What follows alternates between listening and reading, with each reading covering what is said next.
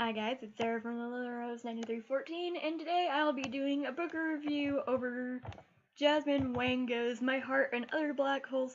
This is probably going to be the shortest book review I've done, mostly because I'm not going to go into spoilers in this one, and usually most of my book reviews is spoiler related, but this is completely spoiler-free video because I didn't want to take the time to plot what I did and didn't like about this book, because this book wasn't a bad book, it just didn't hit the mark for me like it should have, considering its subject matter, and I was kind of disappointed in it. Not to say that if you read it you won't like it, it's just it wasn't for me, and I just, it was, for a story it seemed like it was rather slow, and it didn't quite hit the feels mark like it should have. Even whenever they were trying to give us feels and explain why these people were doing what they were doing, it didn't really hit home for me. There was this one scene that did, but I guess it wasn't relatable. This book wasn't relatable to me, which is weird because I'm usually okay with books that aren't relatable. I've read 13 Reasons Why, and that was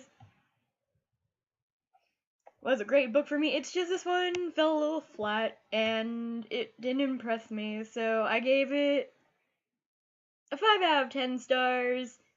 And what this book is about is you have the main character, Azelle, and she is tired of living her life, so she finds this group online called Suicide Partners, and then she meets this guy. I can't remember his name at the moment. Let me look it up, because I feel really bad about not. And of course, sorry guys, my internet is really pissing me off lately. It's not doing what it should do.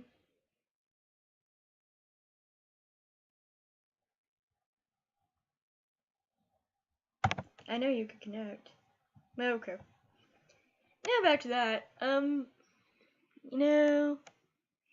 Let's see.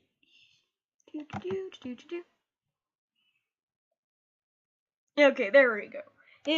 She meets this guy named Roman, and together they make a suicide pact to kill each other on, I believe it was April 5th or April 7th. I wasn't 100% sure of the day. And then they get to know each other, and it's more like a love story, which, 13 Reasons Why, it's not. They tried to do a little bit of love story in that one, but with that one it worked. This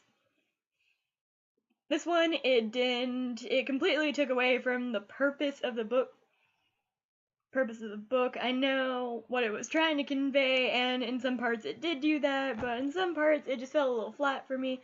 That's why I got 5 out of 10 stars, because the message of the book, well, a powerful message, it didn't really do as well as it should have. And that's just the way I see it. You could have totally read it and say, hey, it did convey that message. Maybe it was just because it dragged along in so many parts for me that I couldn't really enjoy the book. Like, it was just okay. This scene is really boring. Can we please get to the more interesting scenes? And when the more interesting scenes came, I was already too bored to read them. So it wasn't like a very enjoyable reading experience. I literally forced myself to finish reading the book. And at the ending was really good. I liked the ending, but that's the thing. I don't want to read a meh book with an amazing with a semi-amazing ending. It's just, it doesn't work for me like that. If it doesn't get any good by chapter 7, I usually give up on it, but I made a pact with myself not to give up on books. And so far I've been keeping that, so Yeah, this reading experience was more like when I read The Dire Smoking Bones by uh, what was her name? Laini Taylor. Yeah. I know I'm not gonna hate on that book. It's just I didn't like that book, and it was a similar reading experience for me as this one. So this book, comment down below. Let me know what you thought of My Heart and Other Black Holes. Did you enjoy it, or did you think it was slow paced like I thought it was? Alright, guys, I will see you tomorrow for my November wrap up and December TBR.